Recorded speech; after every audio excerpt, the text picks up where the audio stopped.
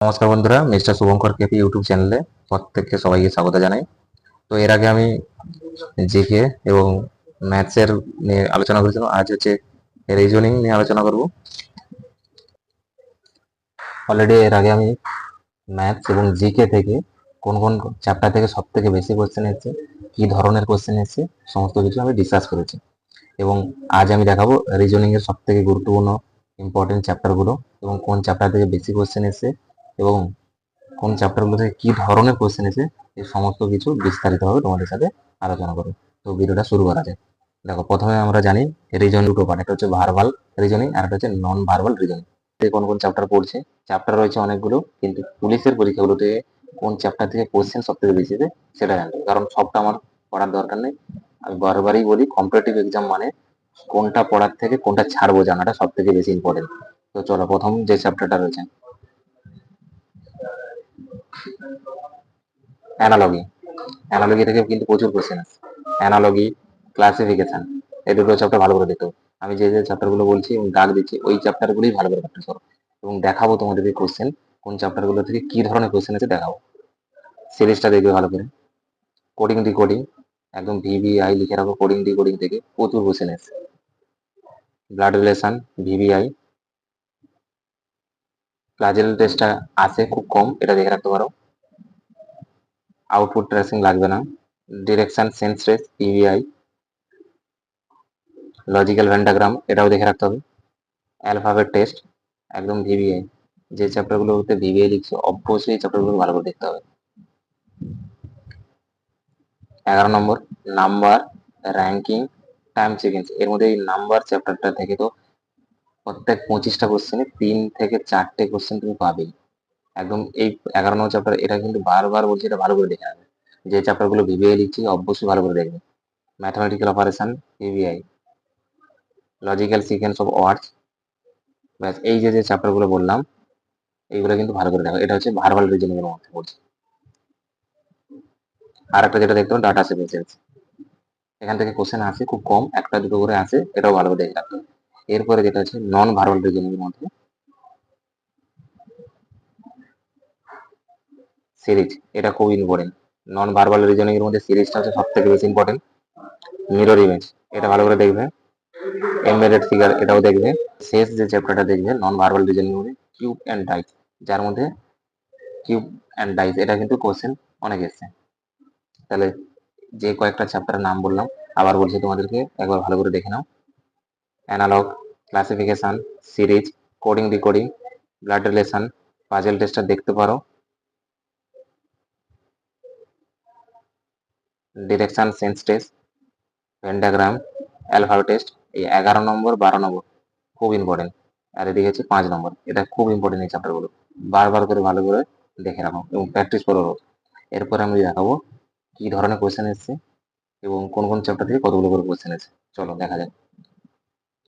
তাহলে আমি তোমাদেরকে ইম্পর্টেন্ট চ্যাপ্টারগুলো বলে দিলাম। এরপরে দেখো কোন কোন চ্যাপ্টার থেকে কি ধরনের কোয়েশ্চেন এসেছে। প্রথম আমি যেটা দেখাবো, ম্যাথমেটিক্যাল অপারেশন। একদম ওই চ্যাপ্টারটা ভালো করে দেখে রাখবে। কি ধরনের কোয়েশ্চেন এসছে, যদি প্লাস সমান গুণিতক হয়, মাইনাস যদি ভাগ হয়, গুণ যদি যোগ হয়, ভাগ যদি বিয়োগ হয়, তবে নিম্নোক্ত কোনটি একটি সঠিক সমীকরণ। মানে এই যে যোগের জায়গায় তোমাকে গুণ বসাতে হবে, বিয়োগের জায়গায় ভাগ বসাতে হবে, গুণের জায়গায় যোগ বসাতে হবে, ভাগের জায়গায় বিয়োগ বসাতে হবে, দিয়ে দেখতে হবে 4টে অপশনের মধ্যে কোনটা সঠিক। এবং এই অঙ্কগুলো করার ক্ষেত্রে সবসময়ের জন্য নিচ থেকে ক্যালকুলেশন করে যেতে হবে তোমাকে। কারণ প্রত্যেকে কি করে, প্রথম এ করবে, বি করবে, সি করবে, অ্যান্সার ডি হবে, তাহলে শেষে তুমি এখানে এসে ডি করবে। তাহলে এতে কিন্তু তোমার অনেকটা সময় নষ্ট হয়ে যায়। পরীক্ষার যিনি এক্সাম কোশ্চেন করে তার কিন্তু উদ্দেশ্য থাকে যাতে অপশনগুলো শেষে রাখবে এবং প্রত্যেকে যখন প্রথম দুটো তিনটে করে সময় এখানে নষ্ট করার জন্যই এক্সাম যিনি কোশ্চেন তৈরি করেন তার উদ্দেশ্য থাকে এটাই। তো এটা সবসময়ের জন্য আমি তোমাদের সাজেস্ট করবো, সে ডি দেখবে, তারপরে সি দেখবে, দেখবে অ্যান্সার সবসময় সি কিংবা ডি এর মধ্যে থাকবে। চলো পরের কোশ্চেন দেখি।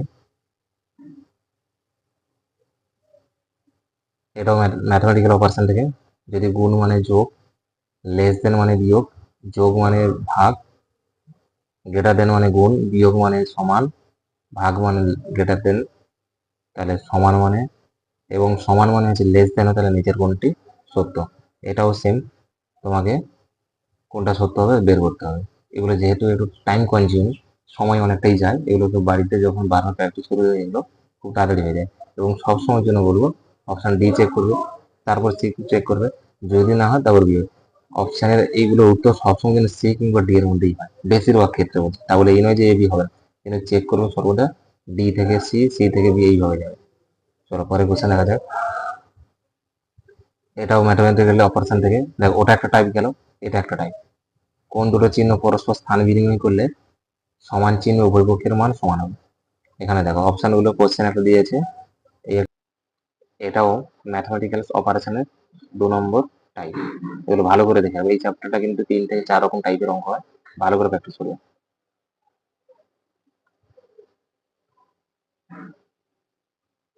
প্লাস মানে ভাগ, বিয়োগ মানে হচ্ছে গুণ, ভাগ মানে মাইনাস, এবং গুণ মানে হচ্ছে প্লাস হলে এই পুরো মানটা কি হয়।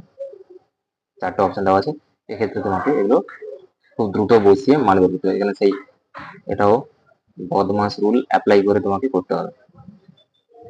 চলো পরে কোশ্চেন দেখা যাক। এটাও ঠিক সেম আগের মতোই অঙ্ক, এবং এখানে কিন্তু সবগুলোই আমি ডব্লিউপি এবং কেপি কনস্টেবল এসআই প্রত্যেকটা পরীক্ষা থেকে আমি কিন্তু কোশ্চেনগুলো তুলেছি। এটাও সেম। চলো পরে কোশ্চেন দেখা যাক। এবার যেটা আছে ব্লাড রিলেশন, এটাও খুব ইম্পর্টেন্ট। মানে এখানে একটা পরীক্ষাতে তুমি 3 থেকে 4টে কোশ্চেন ধরে রাখতে পারো ব্লাড রিলেশন ম্যাথমেটিক্যাল অপারেশন। রিতার দিকে তাকিয়ে নিখিল বললো, আমি ওর মায়ের ছেলের একমাত্র ছেলে। রিতা নিখিলের কি হয়? দেখো এটা হচ্ছে ব্লাড রিলেশনের 1 নম্বর টাইপ। 4টে অপশন দেওয়া আছে, এগুলো প্রত্যেকটা তোমাকে করতে হবে। যেহেতু এখানে আমি শুধুমাত্র কোশ্চেন গুলো দেখাচ্ছি, কোনগুলোর অ্যান্সার কিন্তু দেওয়া হয়নি, এরপর আমি ভেবে রেখেছি যে প্রত্যেকদিন একটা করে রিজনিং এর প্র্যাকটিস সেট কিংবা ম্যাথের একটা করে প্র্যাকটিস সেটের ভিডিও তোমাদের আসবে। চলো পরে কোশ্চেন দেখা যাক। ব্লাড রিলেশনের সেকেন্ড টাইপ যেটা হচ্ছে পি গুণিত কিউ, মানে যদি পি হলো কিউ এর ভাই, পি মাইনাস কিউ মানে পি হলো কিউ এর বোন, পি প্লাস কিউ মানে হচ্ছে পি হলো কিউ এর বাবা, পি ভাজিত কিউ মানে হচ্ছে পি হলো কিউ এর মা। তাহলে এফ কে ডাব্লিউ এর কন্যা হিসেবে নির্দেশ করবে কি? দেখো এক্ষেত্রেও 4টে তোমার অপশন দেওয়া আছে, এগুলো ঠিক তাই। তোমাকে option A B C D 4টে দেওয়া আছে, সবসময় জন্য শেষের থেকে তুমি ক্যালকুলেশনটা করবে। প্রথম ডি করবে, তারপর সি করবে, তারপরে বি করবে, তারপরে করবে। দেখবে উত্তর সবসময় সি কিংবা ডি এর মধ্যেই থাকবে। চলো পরে কোশ্চেন দেখা যাক। এটাও ব্লাড রিলেশন থেকে এসেছে, সেম এটাও একটা ব্লাড রিলেশন থেকে এসেছে। ব্লাড রিলেশন ম্যাথমেটিক্যাল অপারেশন ভালো করে দেখে রাখবে। চলো পরে কোশ্চেন দেখা যাক। এটাও সেম ব্লাড রিলেশন। একজন পুরুষকে দেখে একজন স্ত্রীলোক বললেন, তিনি আমার বাবার বাবার একমাত্র কন্যা ছাড়া। পুরুষটি মহিলাটির কে হন? দেখো 4টে করে অপশন দেওয়া আছে, এগুলো সব কোশ্চেন তোমাকে বের করতে হবে। চলো পরে কোশ্চেন। এটাও ব্লাড রিলেশন। ওয়াই হলো এক্স এর পুত্র, এস হলো আর এর পুত্র, ওয়াই পি এর সাথে বিবাহিত, পি হলো ওয়াই এর কন্যা, ওয়াই এস এর কি হয়? 4টে অপশন দেওয়া আছে, যে কোনো একটা অ্যান্সার হবে। এগুলো সব কোশ্চেন তোমাকে বের করতে হবে। চলো পরে কোশ্চেন। এটাও সেম ব্লাড রিলেশন থেকে এসছে। এবার হচ্ছে ওয়ার্ড ফরমেশন। ওয়ার্ড ফরমেশন থেকে কি ধরনের কোশ্চেন আছে? যদি ইংরেজি বর্ণমালাকে জেড থেকে এ এই ক্রমে বিপরীত ভাবে লেখা হয়, তবে ওয়াই এর ডান দিকে অষ্টম স্থানে কোন বর্ণ থাকবে? ওয়ার্ড ফরমেশন কিংবা কিছুটা র্যাঙ্কিং এর মধ্যে ধরতে পারো যেগুলো হয়,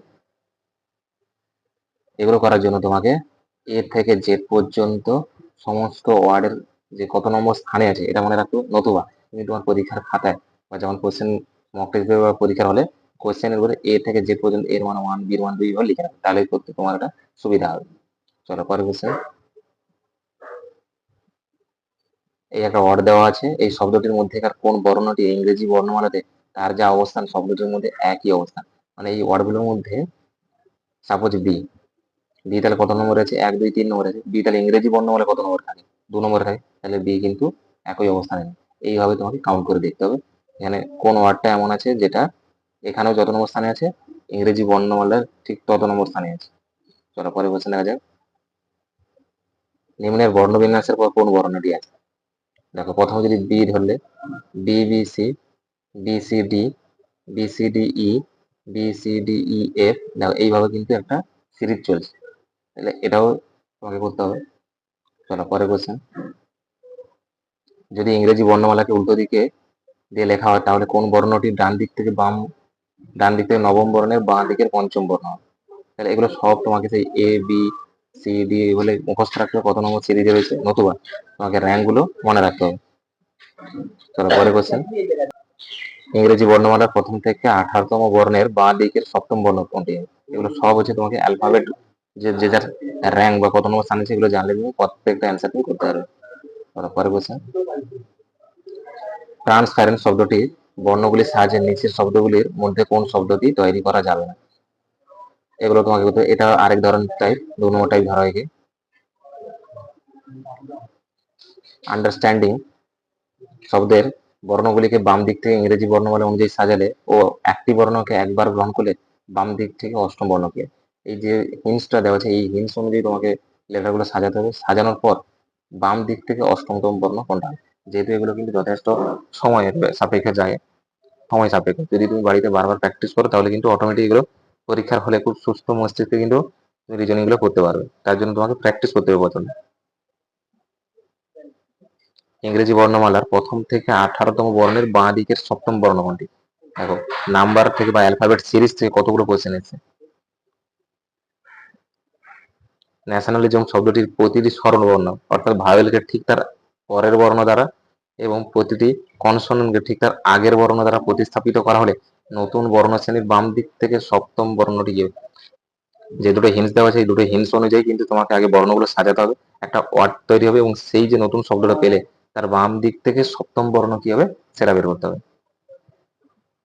পরে কোশ্চেন, এটা আরেক ধরনের টাইপ, এডিইআর এই শব্দটি থেকে কতগুলি 4 অক্ষর বিশিষ্ট অর্থপূর্ণ শব্দ পাওয়া যেতে পারে যেখানে প্রতিটি অক্ষর শুধুমাত্র একবারই ব্যবহার করা যায়?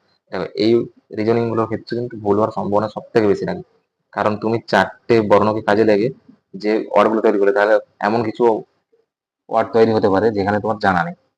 এই রিজনিং গুলো যদি খুব জানা থাকে করবে, তবে বেস্ট হবে অ্যাভয়েড করার জন্য, এগুলোতে বেশিরভাগই ভুল হওয়ার চান্স থাকে। এটাও সেম কনস্টেবল এটা এসেছিল মেন্সে, যেহেতু এগুলো যথেষ্ট কিন্তু সময় সাপেক্ষ এবং এই যে যে হিন্টস গুলো দেওয়া থাকে এগুলো কিন্তু মাথায় কিন্তু ভালো করে পড়ে করাটা অনেকটাই কষ্টসাধ্য হয়ে যায়, তাই এগুলোকে বারবার কিন্তু বাড়িতে প্র্যাকটিস করতে হবে তার জন্য। এটা আরেক ধরনের টাইপ, এই যে ওয়ার্ড গুলো দেওয়া আছে এই প্রত্যেকটা ওয়ার্ডের দেখো নিচে নাম্বার দেওয়া আছে 1 2 3 করে, এই ওয়ার্ড গুলোকে সাজালে যে কোন একটা সাজালে দেখবে একটা অর্থপূর্ণ শব্দ তৈরি হয়, সেইভাবে যে সাজানোর র্যাঙ্কটা সেই অনুযায়ী তোমাকে করতে হবে। এগুলো অপশন এলিমেন্ট কি হবে, প্রথমে 6 3 9 1, তাহলে প্রথমে 6 বসালে যদি একটা অপশন ধরো সাপোজ ডি ধরো, তাহলে প্রথমে তোমাকে একের সাথে এইচ আছে, 5 রয়েছে ও, তাহলে এইভাবে সাজিয়ে শেষে সবসময় জন্য শেষ অপশন চেক করবে। নিচে বর্ণ সারণী পরবর্তী বর্ণ কি হবে, এটাও সেম, র্যাঙ্কিং চ্যাপ্টার। চলো নেক্সট কোশ্চেন দেখি, এটা হচ্ছে সিটিং অ্যারেঞ্জমেন্ট। সিটিং অ্যারেঞ্জমেন্টটাও সেম কোশ্চেন, ভালো করে দেখে রাখতে হবে। এটাও সিটিং অ্যারেঞ্জমেন্টের সেম সিটিং অ্যারেঞ্জমেন্টের কোশ্চেন। তো এই চ্যাপ্টার গুলো একটু ভালো করে দেখবে, খুব ইম্পর্টেন্ট চ্যাপ্টার রিজনিং এর ক্ষেত্রে। এই চ্যাপ্টার গুলো তুমি বারবার প্র্যাকটিস করো, দেখবে তোমার মধ্যে কিন্তু অটোমেটিক একটা রিজনিং এর প্রতি কনফিডেন্স আসবে এবং 20 থেকে 22 নম্বর অনায়াসে তুমি এবং টাইমের মধ্যে করে আসতে পারবে। তো এই চ্যাপ্টার গুলো ভালো করে রেডি করে রাখো, দেখা হবে নতুন কোনো ভিডিওতে। সবাই ভালো থেকো, সুস্থ থেকো, জয় হিন্দ, জয় ভারত।